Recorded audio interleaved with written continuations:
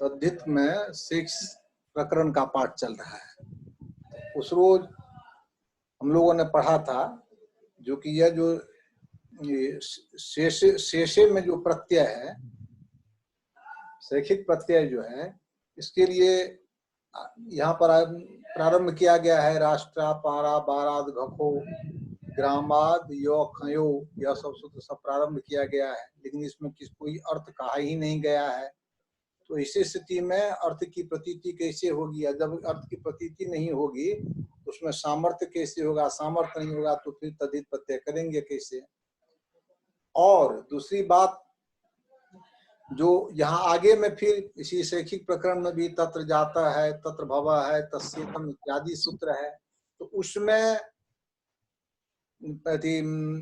विशेष प्रकृति का विधान नहीं है। तो इसी स्थिति में इन दोनों का तालमेल कैसे होगा? तो उसके संबंध में कहा गया था कि इसमें विशेष प्रकृति से विधान करने वाले जो सूत्र हैं, जैसे कि राष्ट्रावार, पाराद, घखो, ग्रामाद, यखो, कत्राद, दिव्यो, ढके इत्यादि सूत्र, तस्येदम, तत्र भवः इत्यादि सूत्र, सब सूत्रों को एक वाक्यता करके अर्थ होती है, जो कि तत्र जातः, तत्र भवः, तस्येदम इत्यादिषु अर्थेषु राष्ट्र शब्दात् घ प्रत्यय, अवार पार शब्दात् ख प्रत्यय एवं ग्राम शब्दात् य प्रत्यय, ख प्रत्ययश्च भवति।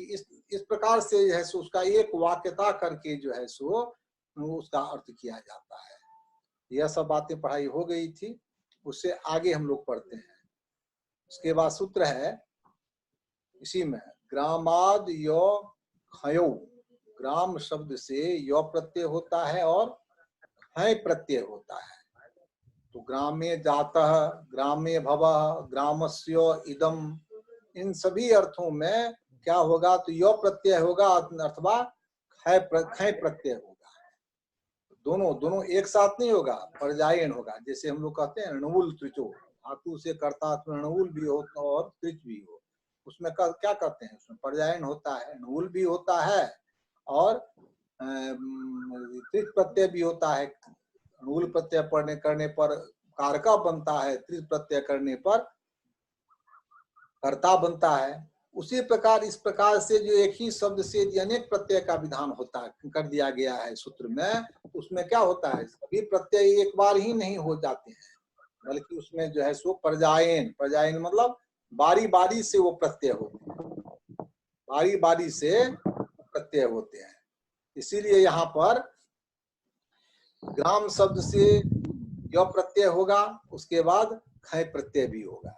जैसे ग्राम्य का केवल एक ही अर्थ नहीं होगा, उसका विभिन्न अर्थ। ग्रामे भवः, ग्रामे जातः, ग्रामस्य अयम इत्यादि विभिन्न अर्थ जो है अर्थों में यो प्रत्यय भी होगा और ख प्रत्यय भी होगा। यो प्रत्यय करने पर ग्राम्य, ग्राम यो हुआ, मोम ओ को यश्येति च से लोप कर देंगे, भवसंज्ञा करने के कारण तद्धित के परे ग्राम घटक मकारोत्तर आकार का लोप कर देंगे तो ग्राम्य बनेगा। अब उसी वहीं पर जबकि ख प्रत्यय करेंगे तो ग्राम ख हुआ। एक सूत्र हमने कहा था कि इस सूत्र को हमेशा ध्यान पर रखना है, आय नेई निय फोढ़ो छोगांग प्रत्यादि नाम, उससे ख को इन हो जाता है, इन प्रत्यय होगा। वहां पर भी जो है सो इनकी में इकार के परे, तद्धित के परे यस्येति आकार का लोप होगा, भवसंज्ञ आकार का लोप हो जाएगा तो ग्रामीण बनेगा। ग्राम्य, ग्रामीण, यह सब तद्धितांत विशेषण है। इसलिए जैसे यत प्रत्यय किए तो यत प्रत्यय करे तो इसका पुल्लिंग भी रूप होगा, स्त्रीलिंग भी रूप होगा और नपुंसकलिंग में भी रूप होगा। ग्राम्य, ग्राम्या, ग्रामीणम। उसी प्रकार प्रत्यय होगा तो ग्रामीण, ग्रामीणा, ग्रामीणम, सब तरह का एक उदाहरण के रूप में अपना पुल्लिंग वाला रूप दिखा दिया गया है, लेकिन सब होगा, मान तीनों में लिंग में उसके रूप होंगे। आगे का सूत्र है कत्रादिभ्यो ढकें, कत्रादिभ्यो ढकें। कत्रादि गण पठित शब्द है, तो कत्रादि गण पठित शब्द में शब्दों से क्या होता है? ढकें प्रत्यय होता है। तो ढकें किस अर्थ में, तो यह हमेशा ध्यान रखना है। आगे में शैखिक प्रकरण में जो तत्र जाता तत्भव इत्यादि अर्थ का के बारे में कहा गया है, उन सभी अर्थों में कत्रादि गणपतित शब्द से ढकें प्रत्यय होता है। तो कुत्सित कत्र आदि शब्दों में भी कत्र शब्द है, नगर शब्द है, ग्राम शब्द भी है, इसलिए इस सब का उदाहरण दिया गया। आप लोग देख लीजिएगा, सिद्धांत कौमुदी यदि आप लोगों के पास होगी तो चतुर्थ भाग के अंतिम में जो है सुगण पाठ भी दिया रहता है। तो कत्रादि गण देख लीजिए, कत्रादि गण में कौन कौन शब्द है। तो कत्रादि में कत्र क्या होता है, कत्र शब्द तो प्रसिद्ध नहीं है, तो कत्र क्या अर्थ है, तो कहते हैं कुत्सिता त्रयः कत्रयः। कुत्सित जो त्रय माने तीन, जिनके हाँ तीन जो कुत्सित व्यक्ति या कुत्सित वस्तु, कुत्सित स्थान, बहुत तरह का अर्थ होगा। तो कुत्सित माने निंदित, निंदा योग्य, जो प्रशंसनीय नहीं हो, निंदनीय हो, ऐसे जो तीन वस्तु होते हैं उसको जो है सो क्या होगा, उसका बनता है, मूल शब्द बनेगा कत्री, मूल शब्द बन जाएगा कत्री। उसके बाद जाके निपातन के बाद से कुत्री बनेगा, कु को त्रि आदेश, और त्रि को अच का निपातन करके भी कत्र बनता है। कत्र माने कुत्सित तीन। तो वही इसका पर यहाँ पर सिद्धांत कौमुदी में ही कह दिया गया, कुत्सिता त्रयः इति कत्रयः। अकत्रिषु जातः कत्रयाणाम इदम कत्रिषु भवम इत्यादि अर्थ में, तत्र जातादि अर्थ में क्या होगा, ढकाई प्रत्यय होगा। तो कत्री मूल शब्द तो हो गया,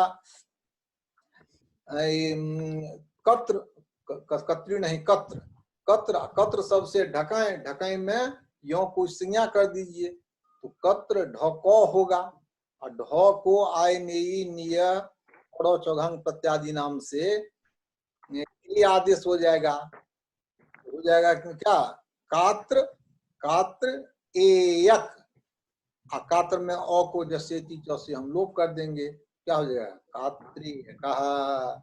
उसी प्रकार नगरे भव, नगरे भव इति, नागरह भी सामान्य प्रत्यय भी होता है, नागरह नागरिक भी का चलता है, लेकिन नागरिक शब्द कैसे बनेगा यह तो विचार नहीं है, लेकिन नागरेयकः होगा।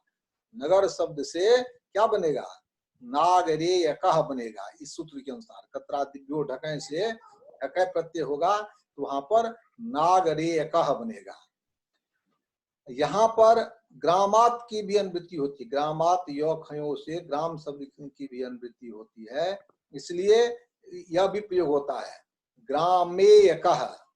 ग्रामे भव, ग्रामे जाता, ग्रामे जातादि, इस अर्थ में तीन तीन प्रयोग हो गए, ग्राम्यः, ग्रामीणः, ग्रामेयकः। इसको लगाते समय थोड़ा बाल मनोमा शो को भी देख लीजिएगा तो और क्लियर होता चला जाएगा आप लोगों का। उसे आगे का सूत्र है कुल कुक्षी ग्रीवाभ्य स्वास्य अलंकारेषु। तो कुल कुक्षी ग्रीवाभ्य स्वा असी अलंकारेषु वो प्रसन्न हो चिरंजीवी हो। तो कुल कक्षी ग्रीवाभ्य स्वास्य अलंकारेषु, स्वास्य अलंकारेषु में स्व अशी अलंकारेषु ऐसा संधि विच्छेद कर दीजिए, क्रमशः संबंध कर दीजिए। तो कुल शब्द से, कुक्षी शब्द से और ग्रीवा शब्द से ढकें प्रत्यय हो, यदि उसका विशेष जो है सो स्वा हो, स्वा माने कुकुर स्वान, स्वा हो, अशी हो, अशी माने तलवार खड्ग, और अलंकार, ये तीन क्रमशः कुल शब्द से ढकें प्रत्यय होगा। कब, यदि उसका विशेष जो है सो स्वा होगा। कुक्षी शब्द से भी ढकें प्रत्यय होगा, कब, तो अशी यदि उसका विशेष होगा। और ग्रीवा शब्द से भी ढकें प्रत्यय होगा, कब, तो अलंकार जब उसका विशेष होगा।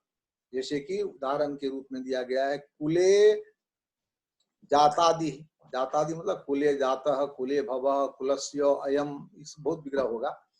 तो कुले भवः इत्यादि अर्थों में क्या होगा, कुल शब्द से ढकय प्रत्यय होगा। ढकय प्रत्यय करने पर वही यो की संज्ञा ढ को ए आदेश आए निय से, तो को कुल में लो कुम लोम ओ को लोप जस्से चौसिया तद्वितीय पचाम आदेश से के बाद सूत्र है किति चो, किति यो ही है इसलिए किति तद्वितीय पचाम आदेश से आदि और को वृद्धि हो जाएगी। कोलेयकः, कोलेयकः कब होगा, जब उसका विशेषण कौन होगा, तो स्वा होगा। और नहीं तो आगे में सूत्र है कुलात खयो कौलाह कुलीना, यह सब बनता है। यदि स्वा उसका यदि विशेष होगा तो क्या बन जाएगा, कोलेयकः। तद्धित प्रत्यय जो है सो बहुत सूक्ष्म है, इसको समझना जो है सो जब तक उसमें थोड़ी बहुत मेहनत नहीं कीजिएगा तब तक पता ही नहीं चलेगा जो किस प्राथमिक से किस अर्थ में कौन सा प्रत्यय होता है, यह समझना बहुत कठिन होता है, ध्यान पर रखना। ये सब ध्यान देने योग्य है। कोलेयकः की भी व्युत्पत्ति यही होगी, कुले जातादि। कुलीना की भी व्युत्पत्ति यही होगी, लेकिन अर्थ में अंतर हो जाएगा। यदि ढकय प्रत्यय करेंगे तो कोलेयकः का अर्थ हो जाएगा क्या, कुकुर स्वा, यह अर्थ हो जाएगा।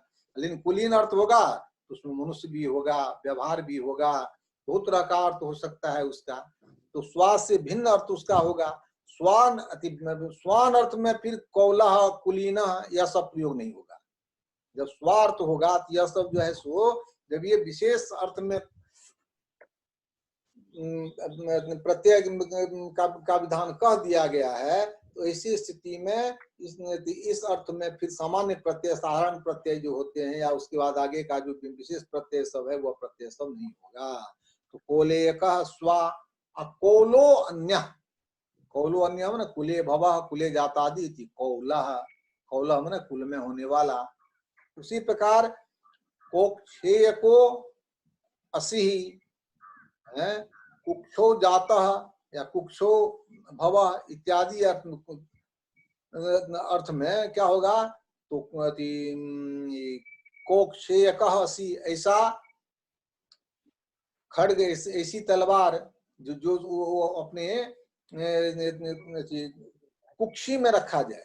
कुक्षो, कुक्षो में कुक्षी कहते हैं जिसमें कि मियान जिसे कहते हैं, तो मियान में रखने जो तलवार होगा उसको क्या कहेंगे, कोक्षेय को असि।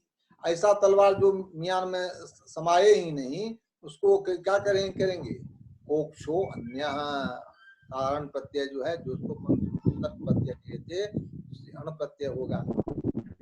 ग्रीवेय को अलंकार, ग्रीवा, ग्रीवा मन होता है गर्दन कंठ, तो ग्रीवायाम भवः ग्रीवाया अयम, इन सब अर्थों में यदि विशेष अर्थ उसका अलंकार रहेगा तो अलंकार अर्थ में क्या होगा, तो ढकय प्रत्यय होगा। यह रूप बनेगा।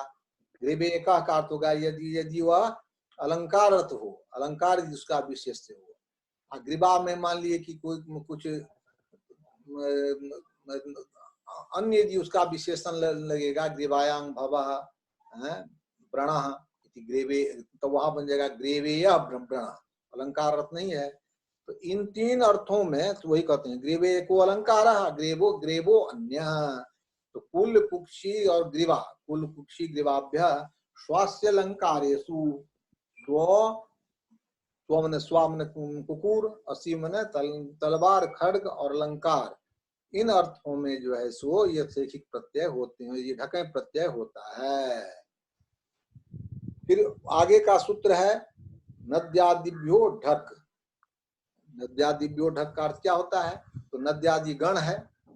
पाणिनि व्याकरण में गण पाठ का बहुत महत्व है, क्योंकि गण पाठ पर बहुत अधिक काम हुआ नहीं है, लोग उतना काम देखते भी नहीं है। गण पाठ में बहुत शब्द सब भी है,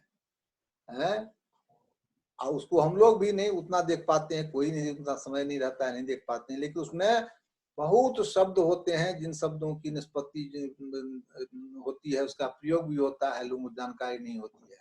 इसी क्रम में एक प्रसंग बसात हम थोड़ा कह देते हैं। जैसे हम लोग उनादि सूत्र पढ़ते हैं ना, उनादि सूत्र में उनादि सूत्र दो तरह का, एक पंक्तिपादी उनादि और एक है दशपादी उनादि। पंचपादी उणादि सिद्धांत कौमुदी में जो दिया गया है वह पंचपादी उणादि। हाल में ऐसे पढ़ते पढ़ते एक शब्द हमारे समक्ष आया, जीरदानु शब्द। जीरदानु, जीरदानु शब्द का प्रयोग महाभाष्य में वृद्धिरादेश सूत्र में भी किया गया है और 9 धातु लोप 8 धातु के सूत्र में भी किया गया है। तो वहां पर व्याख्याकारों ने किया है कि जीरदानु, जीरदानु क्या है? जीवे रदानुक, जीव धातु से रदानुक प्रत्यय करने पर जीरदानु बनता है।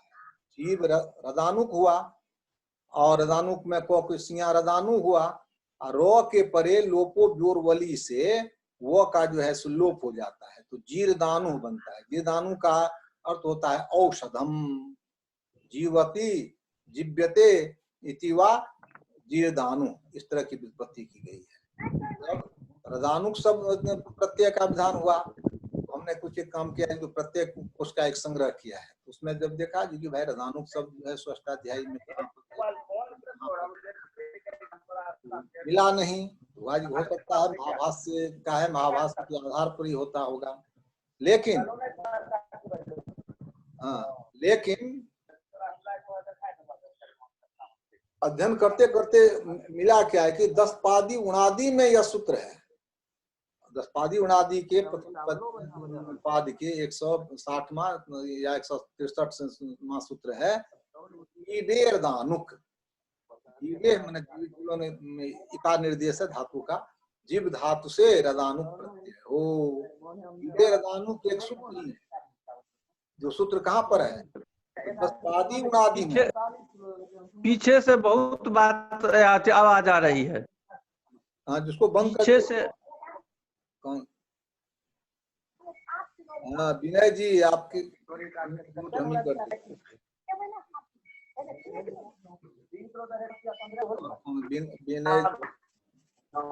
विनय जी म्यूट कॉल लिया।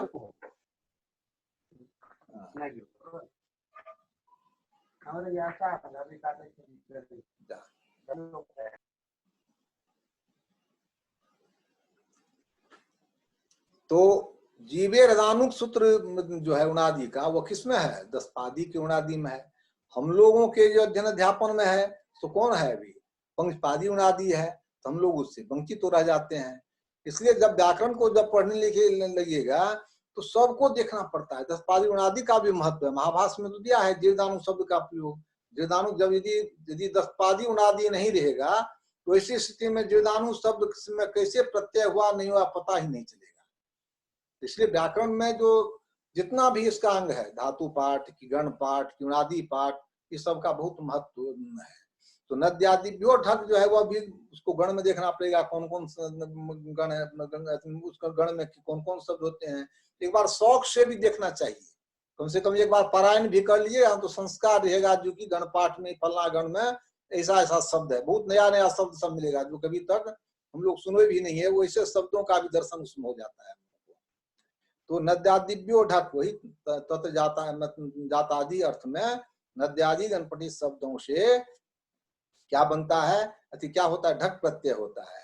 अब इसी से बनता है नादेयम, माहेयम, वाराणसेयम। नादेय माहे शब्द का प्रयोग तो अभी वर्तमान में हम लोग बहुत कम करते हैं, लेकिन वाराणसी शब्द का प्रयोग चलता है। वाराणसी शब्द का की सिद्धि कैसे होगी? जब यह प्रश्न आएगा तो उसमें दिक्कत होगी। यदि सूत्र का ज्ञान नहीं रहेगा तो वहां पर कहना पड़ेगा कि नद्यादिव्यो ढक से ढक प्रत्यय हुआ है, ढक में जो है सुकृत के परे आदि यश को वृद्धि होगी, ढ को ए होगा, तो वाराणसी आदि यश को वृद्धि सब करने के बाद वाराणसी होगा। नदी शब्द से नादे होगा, मही शब्द से माहेय होगा, मही मन पृथ्वी। तो नद्याम जातादि इति नादेयम, मज्जाम जातादि इति माहेयम, वाराणस्यां जातादि इति वाराणसेयम। अब एक सूत्र है आगे में, देखिए सूत्र का अर्थ कैसे कैसे चलता है, साहचर्य का क्या महत्व है, इस सूत्र में आपको पता चलेगा। दक्षिणा, पश्चात, पुरुषस, त्यक, 3 शब्द है। दक्षिणा शब्द, पश्चात शब्द और पुरुष शब्द। इन सब शब्दों से तत्र जातादि अर्थ में क्या होता है? तो त्यक प्रत्यय होता है। इन सब से त्यक प्रत्यय होता है।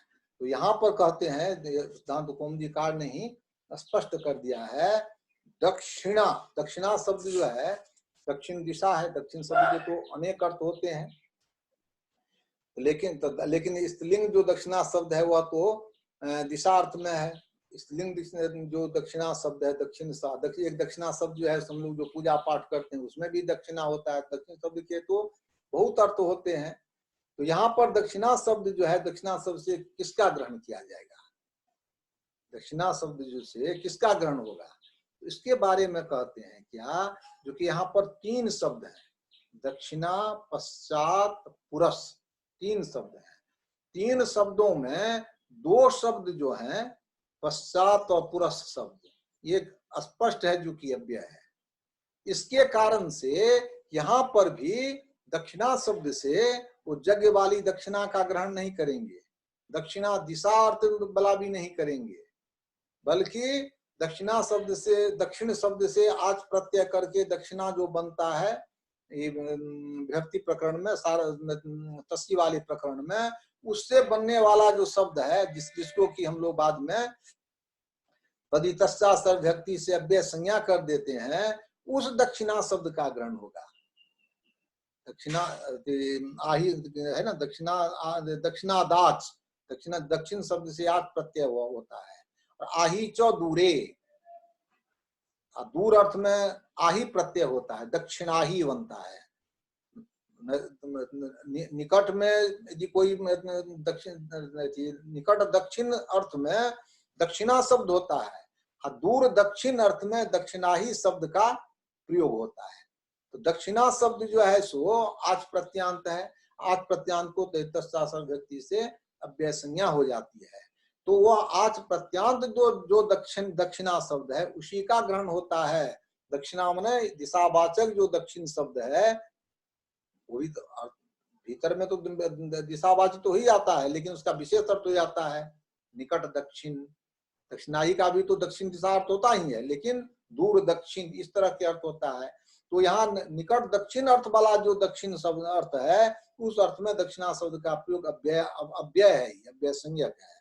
इसी को कहते हैं दक्षिणा इति अजंतम अव्ययम। अजंतम नहीं होगा, आजंतम होगा। दक्षिणादाच है, आज प्रत्यांत है, तो आज आजंत अव्यय का ग्रहण होगा। क्यों, किसके माध्यम से, इसके माध्यम से पश्चात पुरस, ये 2 शब्द है ना, ये अव्यय है, तो अव्यय के साहचर्य से दक्षिणा शब्द से भी हम अव्यय का ही ग्रहण करेंगे। उसी बात को कहते हैं दक्षिणा इत्यजंतम अव्ययम।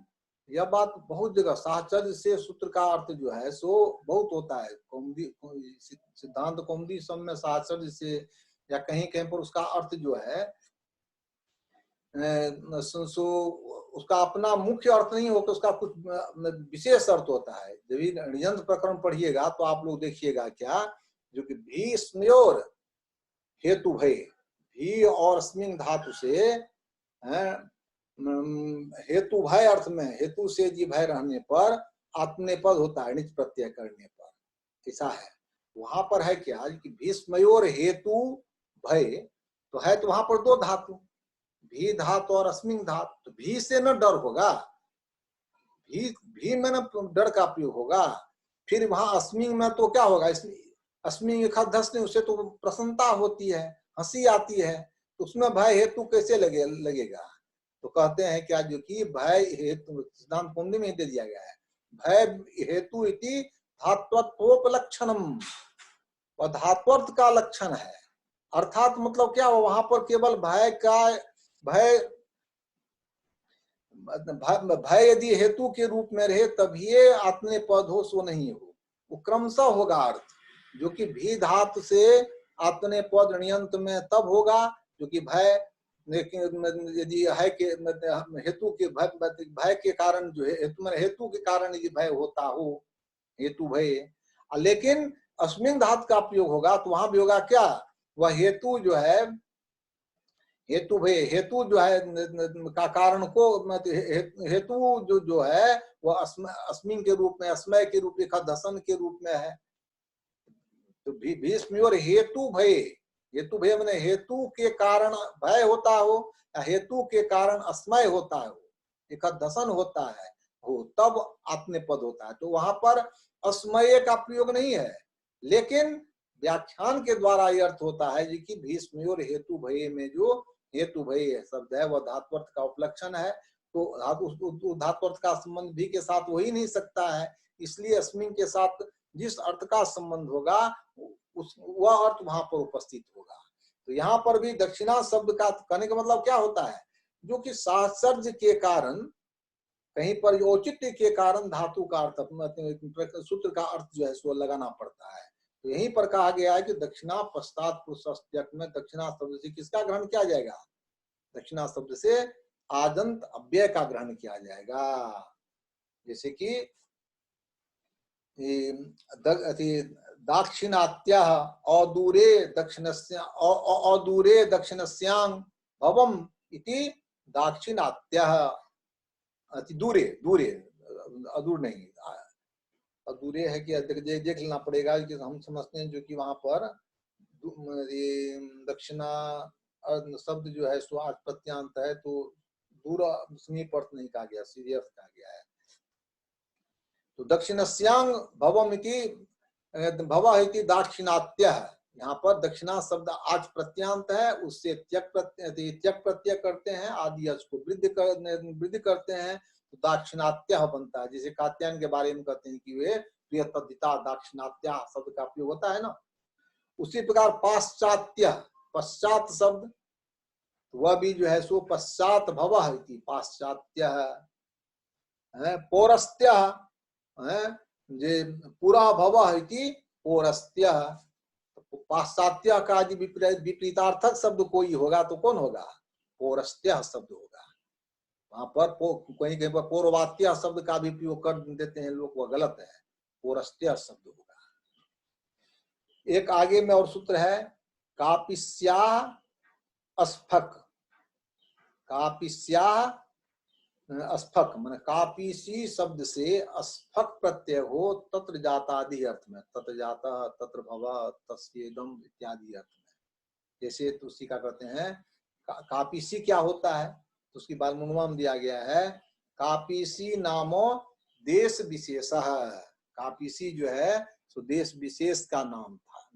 अभी तो कापीस कहीं पर अभी तो हम लोग नहीं सुनते, प्रसिद्ध नहीं है, पाणिनि काल में जो है हो सकता है किसी क्षेत्र विशेष का नाम हो। इस सब के भी बारे में आपको पढ़ने के लिए उस समय के देखो किस देश का क्या नाम था, अभी वर्तमान में क्या नाम है, इसके संबंध में यदि आप लोगों को कोई जिज्ञासा हो, पढ़ना हो, तो एक किताब का नाम नोट कर लिए, पाणिनि कालीन भारतवर्ष, जानते भी होइएगा, वासुदेव शरण अग्रवाल का है। इसमें इस सब पर जो है सो चर्चा की गई है, जो उस समय का कौन सा नगर अभी वर्तमान में किस नाम से प्रचलित है, यह सब की चर्चा उसमें की गई। उसमें क्या स्थिति है, दो ग्रंथ बहुत अच्छे हैं, हिंदी में ही है, वासुदेव शरण अग्रवाल का जो है सो पाणिनि कालीन भारतवर्ष, इसका है प्रभुदयाल अग्निहोत्री जी का है पतंजलि कालीन भारत, ये दोनों बहुत अच्छे ग्रंथ हैं। उसमें तो यहाँ पर दिया गया कि जो कापीसी शब्द जो है, कापीसी मूल शब्द का कापीसी, कापीसी शब्द जो है सो देश विशेष वाचक है, उसे तत् जातादि अर्थ में अस्फक करेंगे। अस्फक करने का मतलब क्या हुआ, क को स्त्रियां करेंगे, क को स्त्रियां करने के बाद, क को स्त्रियां करने के बाद अस्फवा स्व को भी धात्वा ख प्रत्यय, इससे ख को स्त्रियां कर देंगे तो फ बचेगा। तो आदि में जो स्व दिया गया है उसका मतलब है क्या, जो खिद गोरा दिव्य से क्या होगा, नित प्रत्यय होगा। इसीलिए यहाँ पर जो है सो मूर्धन्य स्व का विधान किया गया, खित जो है सो क्रम दिया गया है कि नित प्रत्यय सब स्त्री प्रत्यय करने के लिए। इसलिए उदाहरण भी दो तरह का यहाँ पर देखिए दिया है, कापिस्यांग जातादि इति कापी सायनं मधु, कापी सी देश में होने वाला जो मधु है, उस मधु को हम क्या कहेंगे? कापी सायनं मधु। चूंकि स्फक भी यहाँ प्रत्यय में मूर्धन्य श के साथ प्रत्यय दिया गया है, तो उसका भी तो कोई फल होना चाहिए, इसलिए दूसरा भी उदाहरण यहाँ पर दे दिया है। कापी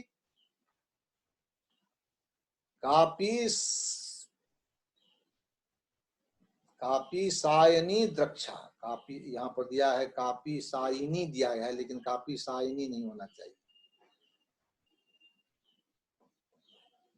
टीका में वही दिया है, इसको एक बार देखना पड़ेगा ये और स्वीकार कैसे हो जाएगा। मूल शब्द जो है सो कापीसी शब्द है, उसे स्फक करेंगे। स्फक को हम में फ बचेगा, फ को आयन करेंगे तो कापीसी आयन होगा। आयन के परे भवसंज्ञा जति भम से अजस्य टी च से लोप करेंगे तो कापी सायन बनेगा। कापी सायन शब्द से खिद द्वारा दिव्य से निक करेंगे तो कापी सायनी बनना चाहिए। आप लोगों के पास है ग्रंथ, देखिए तो उसमें क्या दिया गया है, प्राप्त क्या है? कापी सायनी या कि कापी साइनी? कापी सायनी है गुरुजी। यो महर्षि का नहीं ना है? नहीं गुरुजी, एकदम ठीक है, वो सही है। यहाँ पर हमारे पास जो है उसमें यो महर्षि कर दिया, नहीं होना चाहिए। कापी सायनी, कापी सायनी द्राक्षा। द्राक्षा किसको कहते हैं? अंगूर को। तो अंगूर के, अंगूर का कापी सायनी द्राक्षा। एक और सूत्र है आगे, अब समय भी लगभग शेष है, इसको जो रंको रमनुष्य अणच। रंकु शब्द, रंकु भी एक देश का ही नाम है, रंकुर नाम देश विशेषण। तो रंकु शब्द से अमनुष्य अर्थ में, इसका विशेष यदि मनुष्य नहीं हो तो उस अर्थ में अण प्रत्यय होता है और स्फक प्रत्यय भी होता है। तो रंको रमनुष्य अण चात, च यहाँ पर दिया गया है, तो च भी है ना, जो पाणिनि व्याकरण में एक भी वर्ण जो है सो माने निरर्थक नहीं है, तो यहाँ भी च दिया गया। च का भी कुछ मतलब होगा। च के द्वारा किसका आकर्षण होता है, किसकी अनुवृत्ति होती है?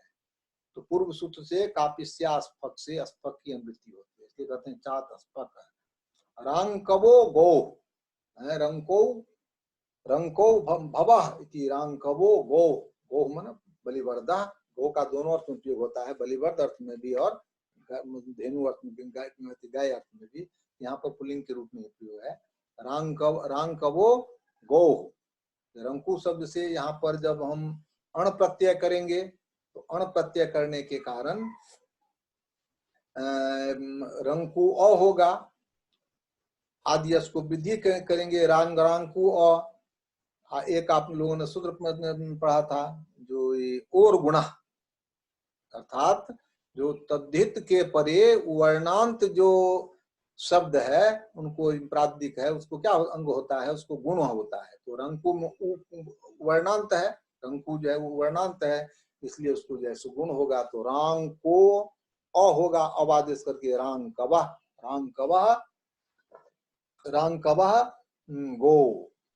वहीं पर जब आयन प्रत्यय होगा तो रांकवायण होगा। यहाँ पर अकुपंग भी हो जाएगा।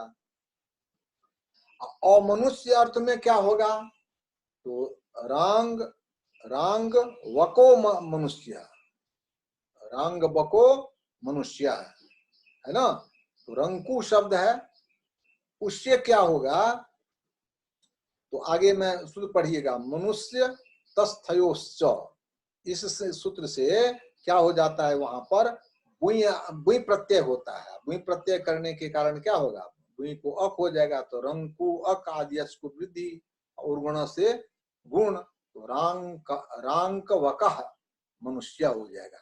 यहाँ पर बाल मुनुमाकार ने एक अपना अच्छी टिप्पणी कर दी है, जो लोगों को संदेह नहीं होगा, जो कि मनुष्य अर्थ में जैसे ध्यान पर लोगों को आएगा नहीं, जो कि आगे में इसका पाठ जो है रंकु शब्द का पाठ जो है सो इसमें कच्छादिगण में है। कच्छादिभ्यो अंश आगे में सूत्र है, कच्छादिभ्यश्च। उसी क्रम में आगे में है मनुष्य तस्थयोश्च। तो कक्षादि गण में इसका भी पाठ आता है, किसका? रंकु शब्द का। उससे बुई प्रत्यय होता है, वह लोगों के ध्यान में नहीं आता है। तो कोई कोई पर यहाँ पर जब रांग का ये सिद्धांत कौमुदी में देखा होगा ना, रांग कवको मनुष्य, वहां पर कहा कि भाई रांग कवक कैसे होगा, रंकु शब्द से यदि अण प्रत्यय होगा तो अण प्रत्यय होगा, अण प्रत्यय होगा तो रांग कवा होना चाहिए, बीच में क कहाँ से घुस गया, उसको सुधार कर दिया था, रांग कवो मनुष्य कर दिया। इस पर कहा है जो कि रांग कवो मनुष्य की तू अपपाठ है, यह गलत पाठ है। वास्तव में पाठ क्या होना चाहिए, तो रांग कवक मनुष्य, रांग कवको मनुष्य, क्योंकि वहां कच्छादिगण में रंकु शब्द का पाठ है, उसे मनुष्य तस्थयोर वहीं से वहीं प्रत्यय हो जाएगा, जिसके कारण जो है जब भी हो तो अप हुआ तो राम कवका मनुष्य होगा। आज इतना ही पाठ हम लोग यहाँ पर संपन्न करते हैं, समय भी बहुत कम है। उसके बाद कल जो है सुद्यू प्राग अवाक उदक प्रतीचो यत, यहाँ पर एक शब्द हम कल भी इस पर विशेष व्याख्यान थोड़ा करेंगे, अपाक शब्द पर। अपाक में अपाक मैंने क्या होता है, तो अपाक मैंने दक्षिण दिशा, वहां पर कहीं कहीं पर लोग कहते हैं कि अवाक मैंने दक्षिण दिशा। अवाक और अपाक में क्या अंतर है, इस पर भी करेंगे, क्योंकि ये जो हम लोगों की जो पद्धति होती है ना, आचार पद्धति, उसमें जो पंच महाबली पंचभूत बलि दी जाती है, तो उसमें दक्षिण दिशा के लिए किसी ग्रंथ में दे दिया गया है अवाच्य नमः, उसी पर महोपाध्याय परमेश्वर झा ने अवाच्य नमः यह प्रयोग सही नहीं है। क्या है, अपाच्य नमः, अपाच और अवाक दोनों का अर्थ अंतर है। अपाची मैंने दक्षिण दिशा, अवाची मैंने अधोमुखी, नीचे वाला जो उसको अवाक करके, जिसको अवाक कहते हैं, उल्टा करके कोई चीज वस्तु रखा जाता है उसको कहते हैं अवाक। अपाक शब्द का अर्थ होता है दक्षिण दिशा। इस पर भी कल थोड़ी चर्चा हम लोग करेंगे। आज का पाठ यही हम लोग संपन्न करते हैं। हम समझते हैं कि यह पाठ बहुत आप लोगों के लिए उपयोगी सिद्ध होगा। ठीक, प्रणाम गुरु जी। हो प्रसन्न रहो, चिरंजीवी हो, आंसू के अध्ययन यशस्वी हो, या हो प्रसन्न रहो चिरंजीवी।